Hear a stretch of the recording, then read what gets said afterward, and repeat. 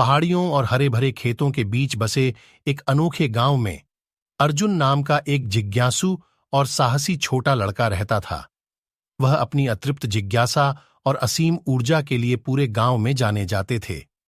लेकिन उन सभी चीजों में से जो उसे आकर्षित करती थीं, एक चीज थी जो सबसे अलग थी।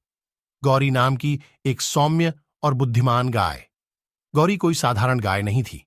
वह गांव का उतना ही हिस्सा थी जितना कि घुमावदार रास्ते और फूस की छत वाले घर।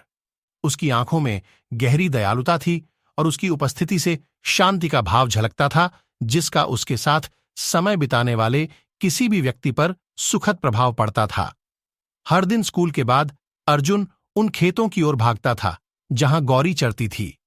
दोनों ने एक अनकहा बंधन बना लिया था, जो इस बात से स्पष्ट था कि जिस तरह गौरी अर्जुन का हाथ थपथपाती थी और जिस तरह अर्जुन उसकी मखमली नाक को थपथपाते हुए खिलखिलाता था। गांव वाले अक्सर अर्जुन को गौरी के पास बैठे उसे अपने दिन के बारे में बताते, अपने सपने साझा करते और उससे अंतहीन सवाल पूछते हुए देखते थे।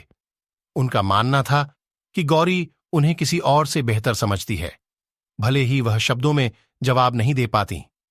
एक उजली सुबह, जैसे ही सूरज ने गांव पर सुनहरी चमक बिखेरी, अर्जुन खेतों में पहुंचे और गौरी को परेशान देखा। वह बेचैन थी। उसके सामान्य शांत स्वभाव की जगह बेचैनी का भाव आ गया। अर्जुन उसके बगल में घुटनों के बल बैठ गया और उसकी बगल में सांत्वना भरा हाथ रखा।